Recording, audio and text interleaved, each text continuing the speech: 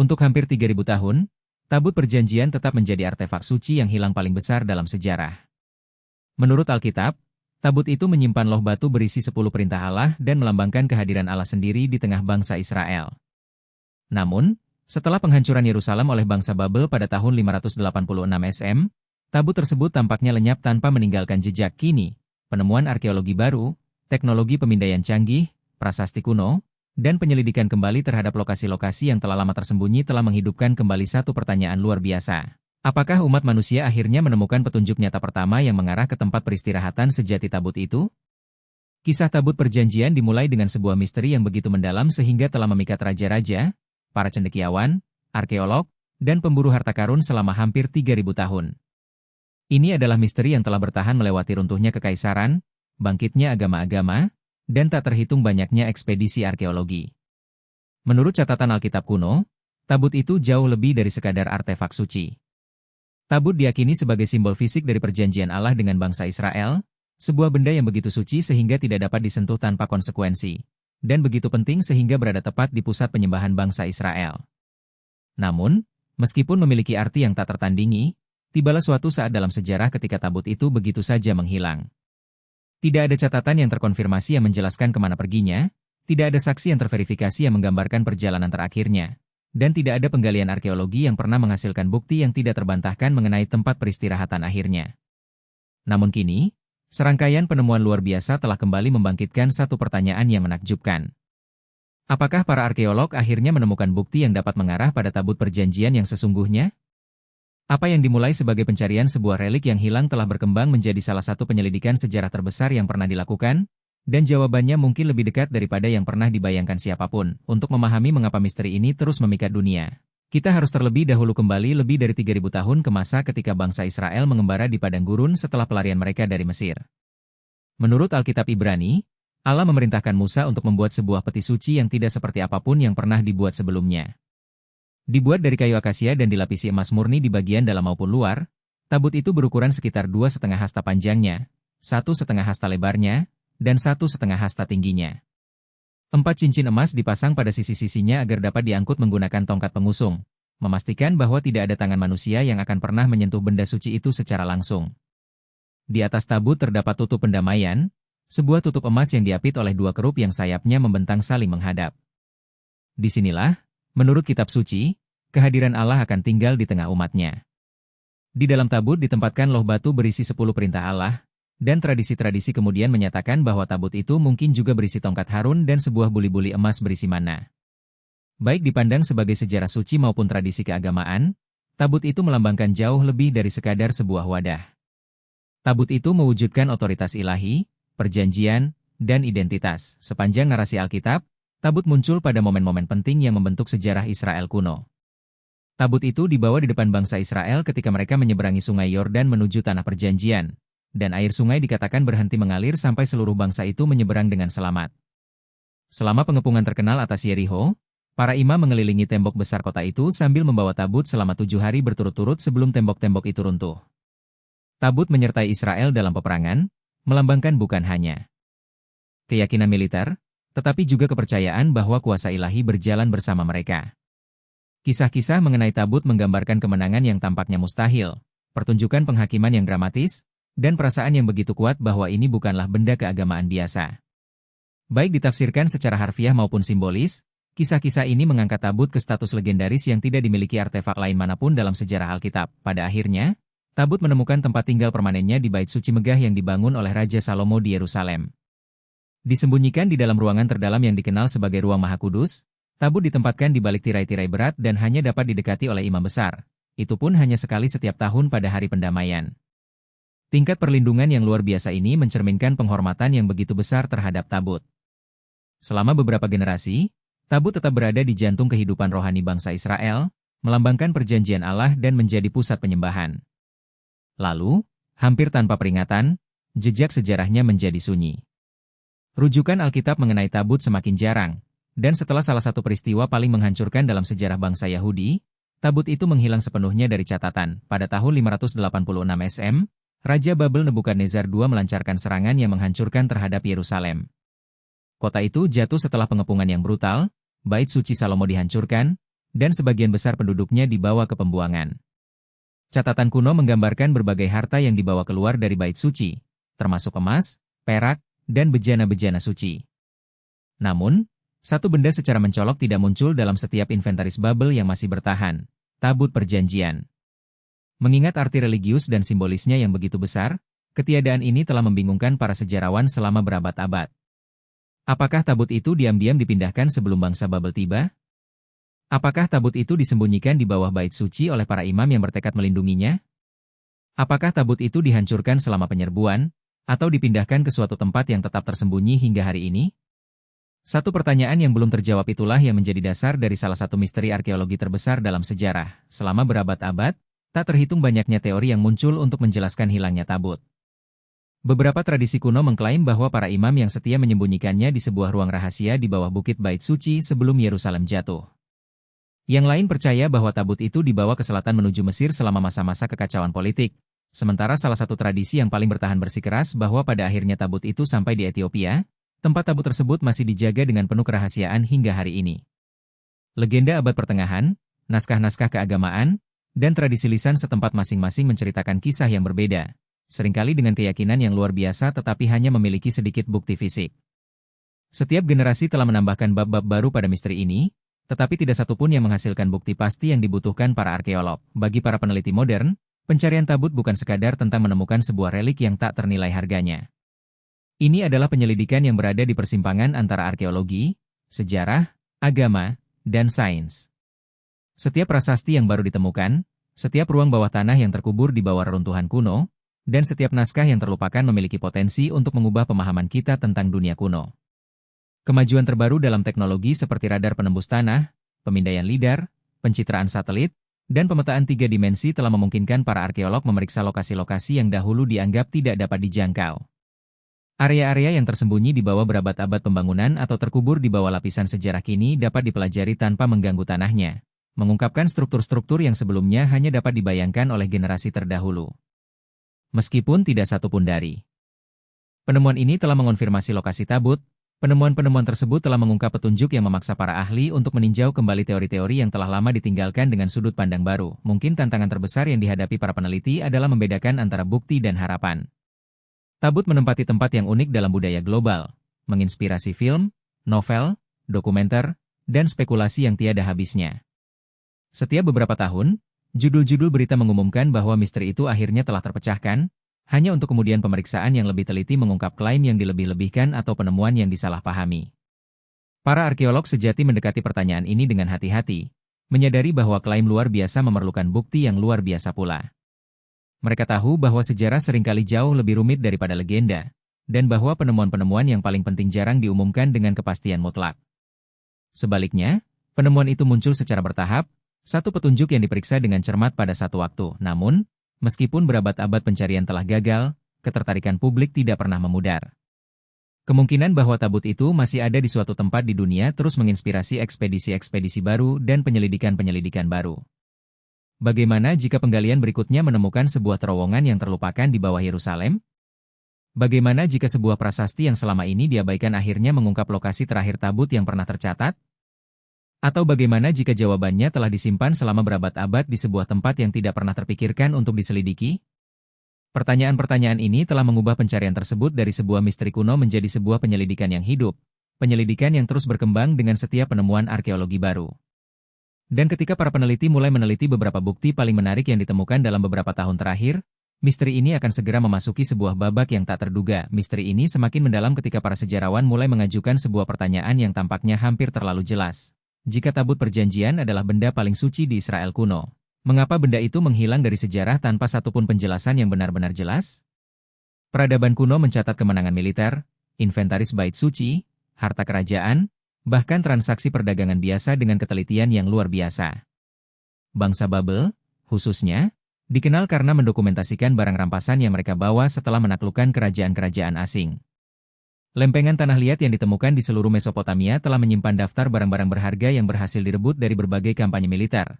Namun di antara catatan-catatan yang masih bertahan itu, tidak ada penyebutan yang tidak terbantahkan mengenai tabut perjanjian. Bagi banyak arkeolog, keheningan itu hampir sama pentingnya dengan penemuan fisik apapun.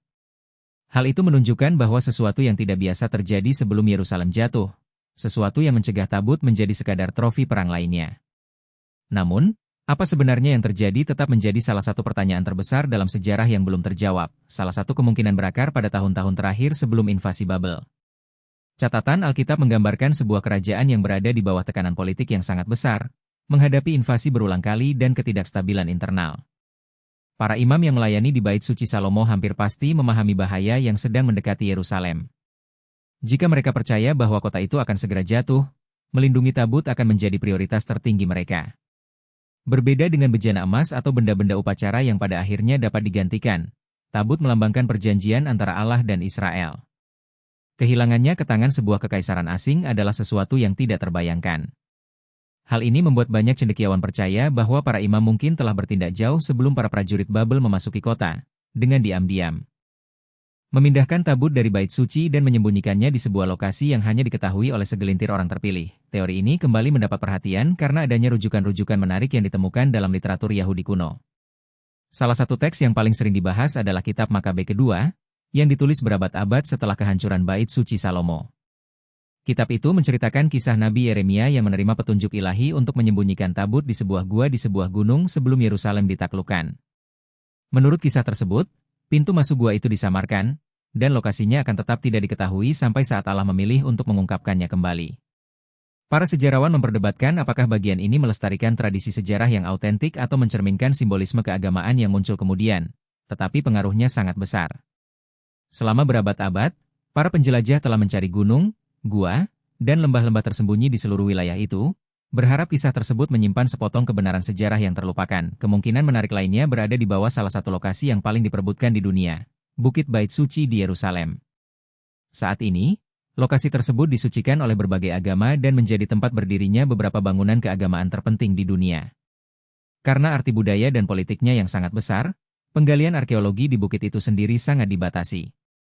Pembatasan ini telah menciptakan salah satu frustrasi terbesar dalam dunia arkeologi. Para peneliti percaya bahwa di bawah permukaan yang terlihat terdapat jaringan kompleks fondasi kuno, terowongan, ruang-ruang bawah tanah, dan lapisan-lapisan konstruksi yang membentang selama ribuan tahun. Penelitian menggunakan radar penembus tanah dan survei sejarah telah menunjukkan adanya ruang-ruang bawah tanah yang sebagian besar masih belum dieksplorasi. Beberapa penyelidik bertanya-tanya apakah ruang-ruang tersembunyi di bawah platform Bait Suci asli dapat berfungsi sebagai tempat penyimpanan rahasia pada masa-masa krisis. Namun, tanpa akses arkeologi penuh, teori ini tetap mustahil untuk dikonfirmasi ataupun sepenuhnya disangkal. Yang semakin menambah daya tarik misteri ini adalah kisah-kisah dari para penjelajah yang menghabiskan puluhan tahun mempelajari lorong-lorong bawah tanah Yerusalem. Pada abad ke-19, insinyur Inggris Charles Warren melakukan salah satu survei sistematis pertama di bawah kota tersebut. Dengan turun ke dalam poros-poros kuno dan menelusuri terowongan-terowongan sempit, ia memetakan struktur-struktur yang telah terkubur selama berabad-abad di bawah lapisan sejarah. Penemuannya mengungkap bahwa Yerusalem kuno memiliki dunia bawah tanah yang jauh lebih kompleks daripada yang diperkirakan. Meskipun Warren tidak pernah menemukan Tabut, pekerjaannya membuktikan bahwa sebagian besar kota kuno itu masih tersembunyi di bawah jalan-jalan modern. Penyelidikan berikutnya menemukan sistem air tambahan, ruang penyimpanan, dan lorong-lorong, yang semakin memperkuat kemungkinan bahwa bagian-bagian penting dari infrastruktur Yerusalem kuno masih menunggu untuk dijelajahi. Seiring berkembangnya teknologi arkeologi selama abad ke-20 dan ke-21. Para peneliti memperoleh cara-cara yang sama sekali baru untuk menyelidiki ruang-ruang tersembunyi tersebut. Radar penembus tanah dapat mendeteksi struktur yang terkubur tanpa perlu melakukan penggalian. Teknologi LIDAR memungkinkan para ilmuwan membuat peta 3 dimensi yang sangat rinci dari suatu bentang alam, mengungkap fitur-fitur yang tidak terlihat oleh mata telanjang. Citra satelit telah mengidentifikasi tembok kuno, jalan-jalan, dan fondasi yang tersembunyi di bawah gurun dan hutan di berbagai belahan dunia. Peralatan ini telah merevolusi dunia arkeologi, memungkinkan para peneliti mempelajari lokasi-lokasi yang sebelumnya dianggap tidak dapat dijangkau. Namun, meskipun ada kemajuan luar biasa ini, tidak ada satupun hasil pemindaian yang mengungkap sebuah ruang yang dapat dengan yakin diidentifikasi sebagai tempat peristirahatan Tabut. Setiap anomali yang tampak menjanjikan memerlukan penafsiran yang cermat, dan banyak penemuan yang terlihat meyakinkan pada akhirnya terbukti hanyalah formasi batuan alami atau hasil pembangunan pada masa yang lebih kemudian. Sementara itu, klaim luar biasa lainnya telah menarik perhatian jauh melampaui Yerusalem. Di Ethiopia, kota kuno Aksum menjadi rumah bagi gereja Bunda Maria dari Sion, tempat sebuah tradisi yang telah berlangsung selama berabad-abad menyatakan bahwa tabut perjanjian yang asli telah disimpan sejak zaman kuno. Menurut keyakinan gereja Ortodoks Ethiopia, tabut itu dibawa ke negara tersebut oleh Menelik I, yang menurut tradisi merupakan putra Raja Salomo dan Ratu Sheba. Benda tersebut, menurut para penganutnya, tetap berada di bawah perlindungan seorang biksu penjaga tunggal yang hanya dialah yang diizinkan melihatnya. Tidak ada arkeolog, sejarawan, jurnalis, ataupun peneliti independen yang pernah diizinkan memeriksa benda itu secara langsung. Kerahasiaan ini justru semakin memperbesar rasa ingin tahu dunia. Para pendukung berpendapat bahwa tradisi yang begitu teguh layak dipertimbangkan secara serius, sementara para skeptis menunjukkan bahwa klaim sejarah yang luar biasa memerlukan bukti fisik yang hingga kini masih belum tersedia. Tradisi Ethiopia menimbulkan sebuah pertanyaan penting mengenai hubungan antara iman dan arkeologi. Tidak setiap keyakinan sejarah dapat diuji melalui penggalian, dan tidak setiap tradisi suci dimaksudkan untuk berfungsi sebagai bukti ilmiah. Para arkeolog bergantung pada prasasti, artefak, penanggalan radiokarbon, dan konteks yang terdokumentasi untuk membangun kesimpulan yang dapat dipercaya. Tradisi keagamaan seringkali melestarikan ingatan, keyakinan, dan identitas yang tidak selalu dapat diverifikasi melalui bukti-bukti material. Dalam pencarian tabut, kedua pendekatan ini seringkali saling bersinggungan tetapi tidak selalu sejalan. Tantangannya adalah menentukan di mana tradisi kuno berakhir dan sejarah yang dapat dipulihkan dimulai. Mungkin aspek yang paling luar biasa dari misteri tabut adalah bahwa setiap penyelidikan tampaknya selalu mengungkap lapisan baru dari pertanyaan-pertanyaan yang belum terjawab. Sebuah terowongan tersembunyi mengisyaratkan adanya ruang lain yang belum ditemukan. Sebuah naskah kuno mengarah pada lokasi yang telah lama terlupakan. Sebuah tradisi keagamaan mempertahankan sebuah kisah yang menolak untuk menghilang. Setiap petunjuk tampak menjanjikan hingga akhirnya membuka pintu menuju ketidakpastian yang lebih besar lagi. Alih-alih mengakhiri penyelidikan, setiap penemuan justru memperluas misteri, mengingatkan para peneliti betapa banyak bagian dari dunia kuno yang masih berada di luar pemahaman kita. Namun kini, pencarian tersebut memasuki fase yang sama sekali baru. Para arkeolog tidak lagi hanya mengandalkan teks-teks Alkitab dan tradisi sejarah. Sebaliknya, mereka sedang memeriksa prasasti-prasasti yang baru ditemukan, sisa-sisa bait suci, ruang-ruang penyimpanan yang telah lama terlupakan, dan artefak-artefak yang mungkin memberikan bukti fisik terkuat hingga saat ini. Untuk pertama kalinya dalam beberapa generasi, penyelidikan ini mulai bergeser dari legenda menuju arkeologi yang nyata, dan apa yang ditemukan para peneliti di bawah permukaan bumi mungkin akan mengguncang semua yang selama ini diyakini tentang perjalanan terakhir tabut. Ketika para arkeolog terus mencari jawaban, penyelidikan itu secara bertahap bergeser dari legenda-legenda kuno menuju sesuatu yang jauh lebih meyakinkan. Bukti fisik yang terkubur di bawah lapisan sejarah selama berabad-abad. Meskipun kisah-kisah tentang ruang-ruang tersembunyi dan relik-relik suci telah beredar selama beberapa generasi, arkeologi modern menuntut sesuatu yang berbeda. Setiap klaim harus didukung oleh artefak, prasasti, sisa-sisa arsitektur, atau penemuan yang dapat diverifikasi secara ilmiah. Pendekatan yang cermat inilah yang mengubah pencarian tabut perjanjian dari sekadar perburuan harta karun menjadi salah satu penyelidikan ilmiah paling menarik dalam arkeologi. Alkitab. Alih-alih bertanya di mana orang-orang percaya tabut itu berada, para peneliti mulai bertanya kemana bukti sebenarnya mengarah. Salah satu terobosan paling penting berasal dari puluhan tahun penggalian di kota Daud kuno, yang terletak tepat di sebelah selatan kota tua Yerusalem. Wilayah ini diakui secara luas sebagai pusat perkotaan paling awal dari Yerusalem pada masa Alkitab, dan setiap musim penggalian telah mengungkap sisa-sisa luar biasa dari kerajaan yang pernah berkembang di sana. Tembok-tembok batu yang besar, bangunan-bangunan administrasi, sistem air, struktur-struktur upacara, dan tak terhitung banyaknya artefak kehidupan sehari-hari telah muncul dari bawah lapisan tanah. Penemuan-penemuan ini belum mengungkap tabut itu sendiri, tetapi telah secara dramatis memperluas pemahaman para sejarawan tentang Yerusalem pada masa ketika tabut diperkirakan masih ada. Setiap struktur yang baru ditemukan membantu merekonstruksi lanskap politik, keagamaan, dan arsitektur yang mengelilingi bait suci Salomo, sehingga para cendekiawan dapat lebih memahami bagaimana benda-benda suci mungkin dilindungi pada masa-masa krisis. Di antara penemuan yang paling menarik adalah bulai kuno, cap meterai kecil dari tanah liat yang dahulu digunakan untuk menyegel dokumen-dokumen resmi.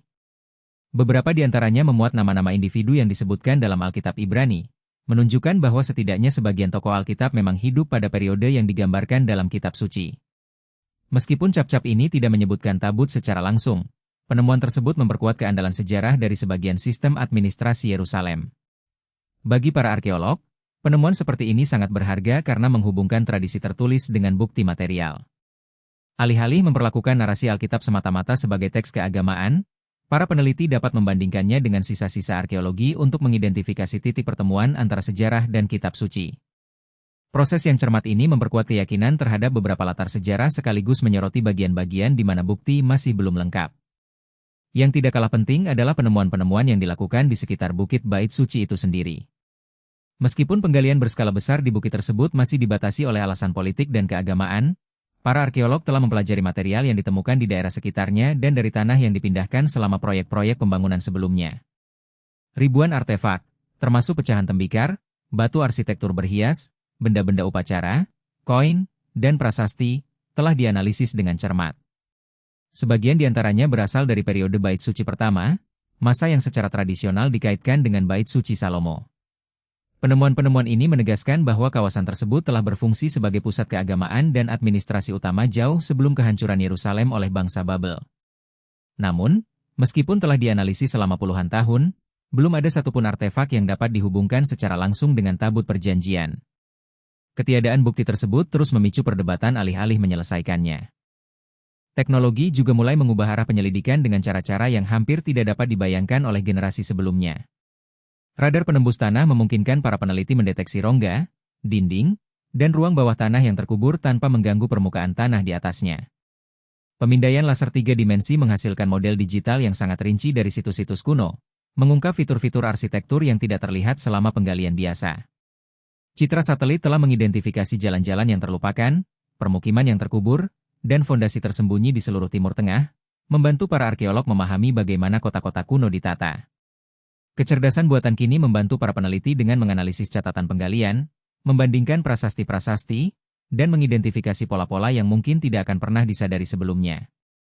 Meskipun tidak satupun dari inovasi ini berhasil menemukan tabut, semuanya telah secara drastis meningkatkan kemampuan manusia untuk menyelidiki lokasi-lokasi yang dahulu dianggap mustahil untuk dijelajahi. Jalur bukti menarik lainnya berasal dari prasasti-prasasti yang ditemukan jauh di luar Yerusalem.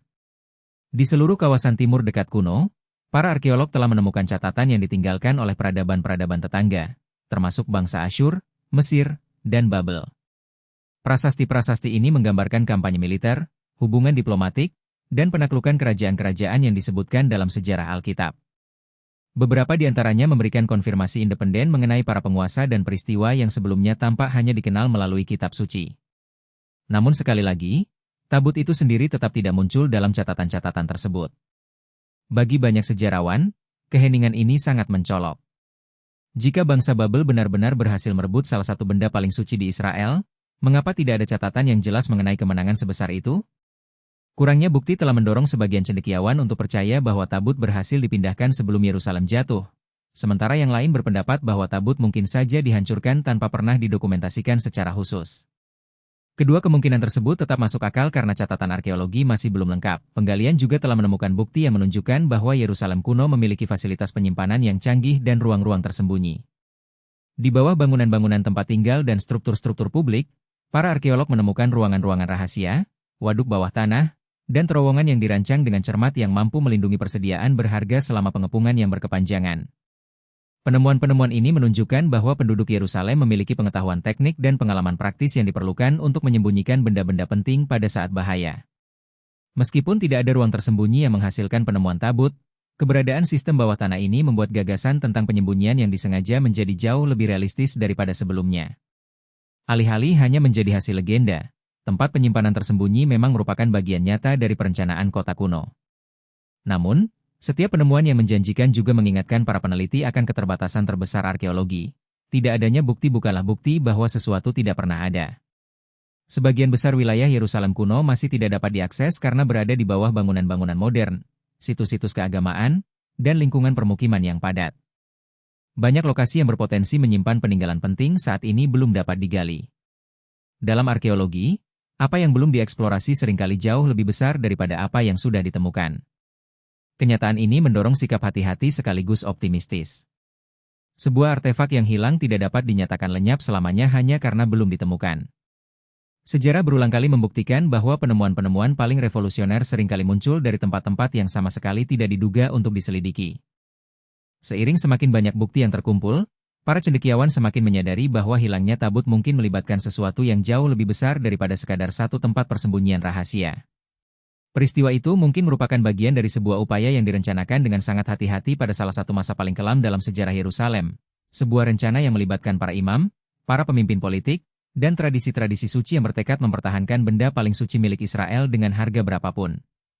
Apakah upaya itu berhasil masih belum diketahui, tetapi petunjuk-petunjuk arkeologi yang ditemukan selama 1 abad terakhir menunjukkan bahwa bab terakhir dari kisah Tabut masih belum ditulis. Meskipun demikian, satu pertanyaan terus membelah pendapat para ahli lebih dari pertanyaan lainnya.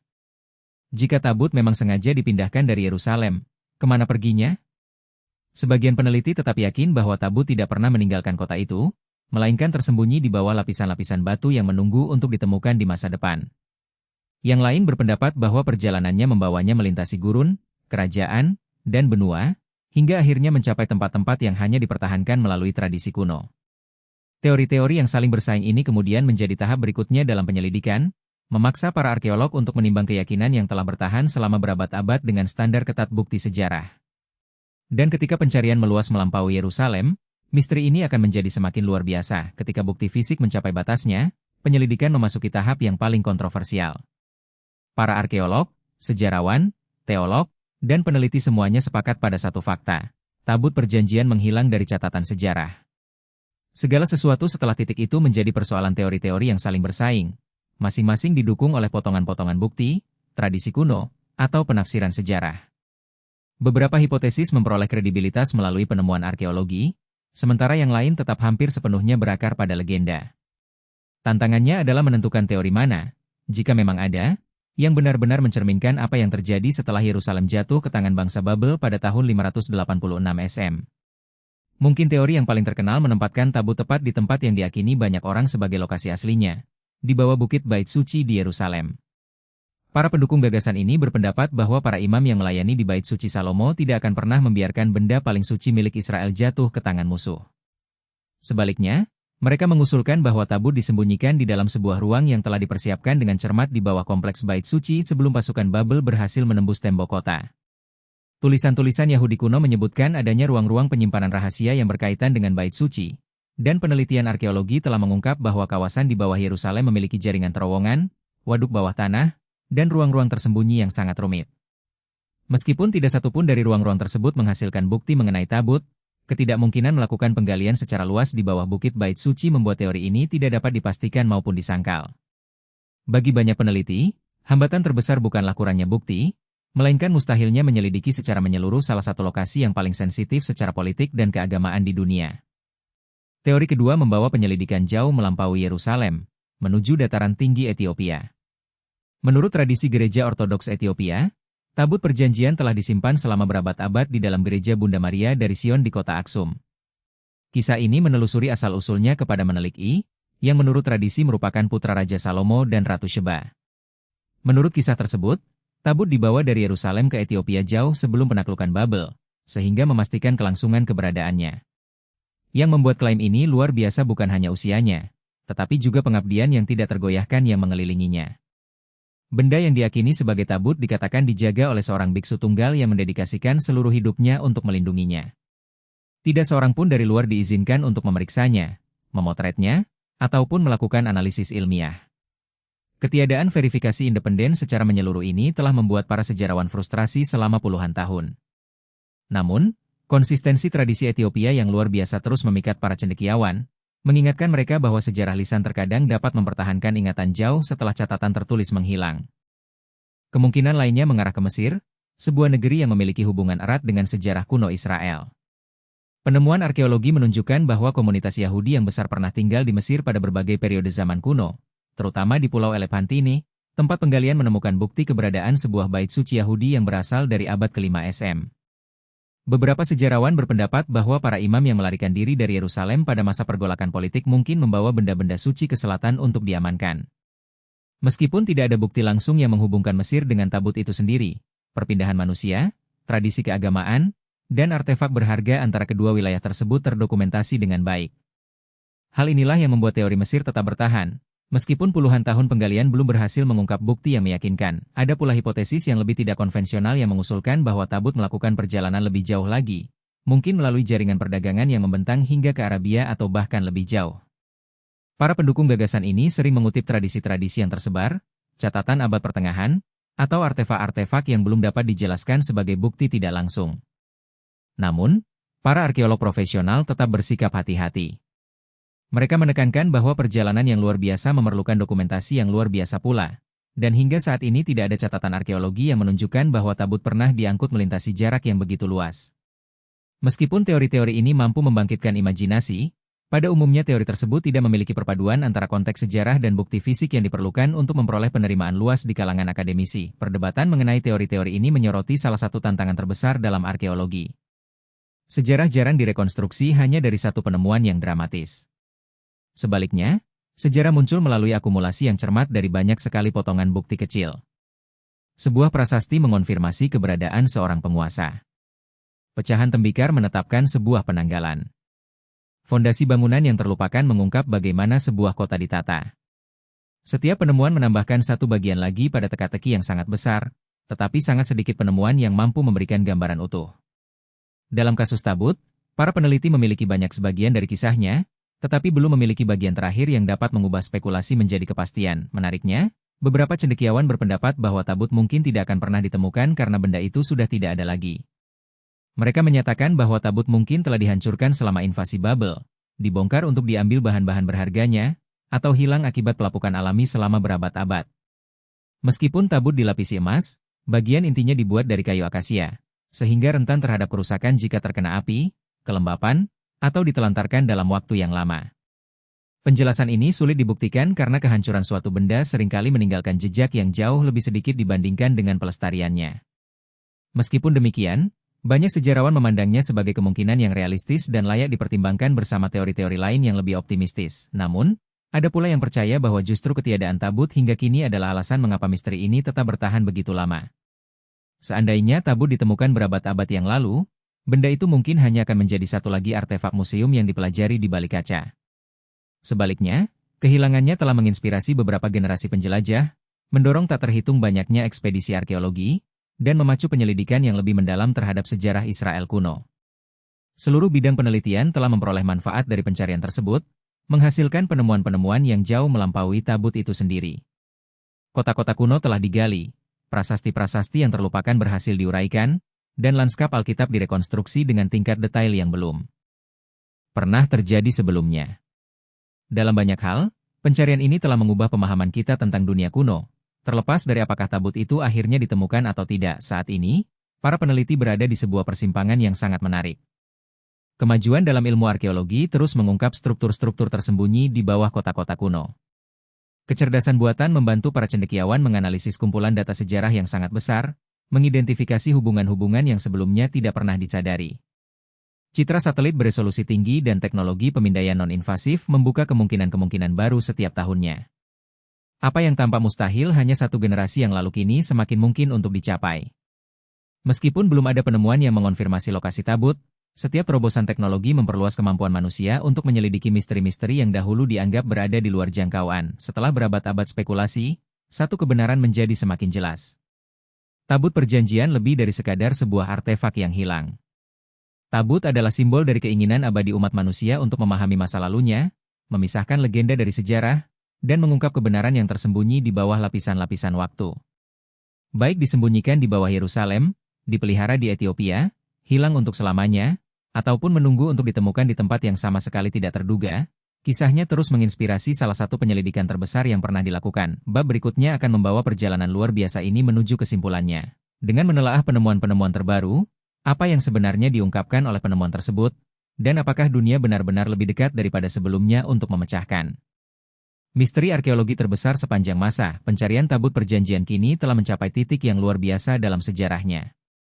Belum pernah sebelumnya para arkeolog memiliki begitu banyak peralatan canggih, begitu banyak data sejarah, dan pemahaman yang begitu rinci tentang dunia kuno. Apa yang dahulu sebagian besar bergantung pada legenda-legenda yang diwariskan dari generasi ke generasi kini semakin diperkaya oleh citra satelit, pemetaan digital, penanggalan radiokarbon, kecerdasan buatan, dan puluhan tahun penggalian yang dilakukan dengan sangat teliti. Namun, di balik semua kemajuan luar biasa ini, tabut itu sendiri tetap sulit ditemukan. Kontras inilah yang mungkin menjadi pelajaran terbesar dari seluruh penyelidikan ini. Setiap penemuan baru menjawab satu pertanyaan sekaligus memunculkan beberapa pertanyaan baru, mengingatkan para peneliti bahwa sejarah jarang terungkap sekaligus. Sebaliknya, sejarah muncul secara bertahap, melalui kesabaran, bukti, dan keberanian untuk menantang anggapan-anggapan yang telah lama diyakini. Salah satu kesimpulan terpenting yang dicapai oleh para cendekiawan modern adalah bahwa hilangnya tabut hampir pasti bukanlah sebuah peristiwa yang terjadi secara kebetulan. Entah tabut itu disembunyikan oleh para imam, dipindahkan ke wilayah lain, dihancurkan selama konflik, atau dipelihara dalam sebuah tradisi yang hingga kini belum dapat diverifikasi. Nasibnya kemungkinan besar ditentukan oleh keputusan-keputusan manusia yang disengaja pada salah satu periode paling bergolak dalam sejarah Yerusalem. Memahami keputusan-keputusan tersebut mengharuskan kita melihat melampaui artefak itu sendiri dan meneliti dunia politik, keagamaan, dan budaya tempat tabut itu pernah berada. Jatuhnya Yerusalem bukan sekadar kehancuran sebuah kota. Peristiwa itu menandai runtuhnya sebuah kerajaan, hilangnya sebuah bait suci, dan dimulainya masa pembuangan bagi sebagian besar penduduknya. Dalam keadaan seperti itu, melindungi benda paling suci milik bangsa itu akan menjadi tindakan yang memiliki makna yang sangat mendalam. Penemuan-penemuan arkeologi terbaru terus memperkuat kerangka sejarah yang mengelilingi peristiwa-peristiwa tersebut. Penggalian di Yerusalem telah mengungkap bukti berupa lapisan kehancuran akibat serangan Babel, bangunan-bangunan yang terbakar, tembok-tembok yang runtuh, dan berbagai artefak yang menggambarkan dengan jelas akhir yang penuh kekerasan dari kota itu pada abad ke-6 SM. Penemuan-penemuan ini menegaskan bahwa kisah Alkitab tentang kehancuran Yerusalem sejalan dengan sebuah bencana sejarah yang nyata. Namun, penemuan-penemuan tersebut juga menyoroti sebuah kenyataan yang mencolok. Meskipun ribuan benda dari periode itu telah ditemukan, termasuk senjata, meterai, tembikar, koin, dan catatan administrasi, tidak satupun artefak memberikan bukti yang pasti mengenai lokasi terakhir tabut. Bagi para arkeolog, ketiadaan ini bukanlah sebuah kegagalan, melainkan pengingat bahwa begitu banyak bagian dari dunia kuno masih terkubur, tidak dapat dijangkau, atau telah hilang untuk selamanya. Pelajaran penting lainnya yang tetap bertahan adalah pentingnya membedakan antara kemungkinan dan bukti. Sepanjang sejarah, banyak individu mengaku memiliki tabut atau mengetahui lokasinya. Beberapa kisah muncul dari tradisi keagamaan yang tulus, sementara yang lain didorong oleh spekulasi, kesalahpahaman, atau keinginan untuk meraih ketenaran. Arkeologi yang bertanggung jawab menuntut standar yang lebih tinggi.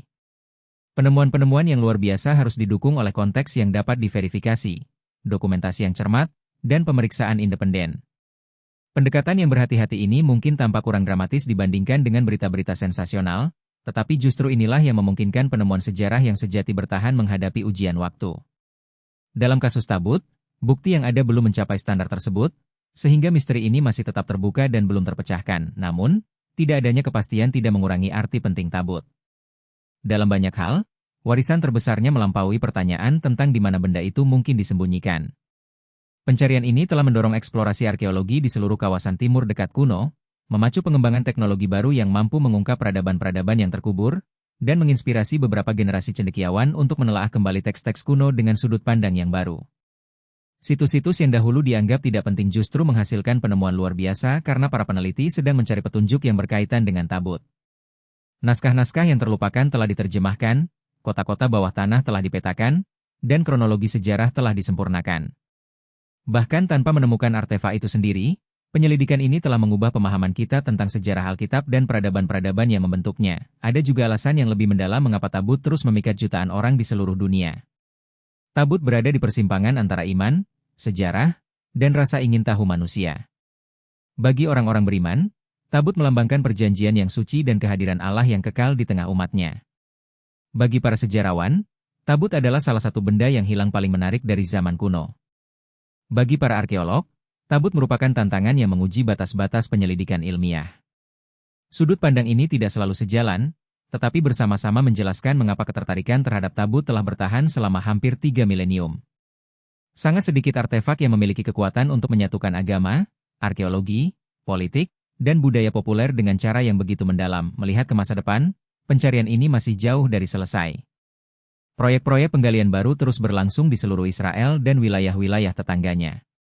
Kemajuan dalam teknologi penginderaan jarak jauh memungkinkan para peneliti mengidentifikasi struktur-struktur yang terkubur dengan tingkat akurasi yang semakin tinggi. Kecerdasan buatan membantu para sejarawan membandingkan ribuan prasasti dan dokumen kuno dengan cara yang bahkan tidak terbayangkan hanya 1 dekade yang lalu. Seiring berkembangnya teknologi, lokasi-lokasi yang dahulu dianggap mustahil untuk diselidiki pada akhirnya mungkin dapat diakses tanpa merusak sisa-sisa rapuh yang dilindunginya. Sejarah telah berulang kali menunjukkan bahwa beberapa penemuan terbesar dalam arkeologi terjadi ketika paling tidak diduga. gulungan Laut Mati, makam Tutankhamun, dan tak terhitung banyaknya kota-kota yang hilang tetap tersembunyi hingga satu penemuan mengubah segalanya. Tabut perjanjian mungkin suatu hari akan menjadi bagian dari tradisi luar biasa tersebut. Atau mungkin akan tetap menjadi salah satu pertanyaan terbesar dalam sejarah yang belum terjawab. Mungkin disitulah letak kekuatan sejati dari misteri luar biasa ini. Tabut menantang kita untuk memahami perbedaan antara keyakinan dan kepastian, antara tradisi dan bukti, serta antara apa yang kita percayai dan apa yang benar-benar dapat kita buktikan. Tabut mengingatkan kita bahwa sejarah bukanlah kisah yang telah selesai, melainkan sebuah penyelidikan yang terus berlangsung. Setiap penggalian, setiap prasasti, dan setiap reruntuhan yang baru ditemukan menambahkan satu kalimat lagi pada sebuah narasi yang masih terus ditulis. Entah tabut itu akhirnya ditemukan di bawah batu-batu kuno, dipelihara di dalam sebuah tempat suci yang telah lama terlupakan, atau tidak pernah ditemukan sama sekali, kisahnya telah mencapai sesuatu yang luar biasa. Kisah itu telah menginspirasi umat manusia untuk terus mencari, terus bertanya, dan terus menjelajahi masa lalu dengan imajinasi sekaligus disiplin. Jadi, apakah tabut perjanjian yang asli akhirnya telah ditemukan? Berdasarkan bukti yang tersedia saat ini, jawabannya adalah tidak. Para arkeolog telah menemukan petunjuk-petunjuk penting, memperkuat konteks sejarah, dan mempersempit beberapa kemungkinan yang paling masuk akal, tetapi belum ada satupun penemuan yang memberikan bukti pasti mengenai lokasi tabut. Misteri itu tetap belum terpecahkan. Dan mungkin justru itulah alasan mengapa misteri ini terus memikat dunia. Di suatu tempat di bawah lapisan-lapisan sejarah, atau mungkin hanya di dalam gema ingatan kuno, bab terakhir dari kisah tabut masih menunggu untuk diungkap.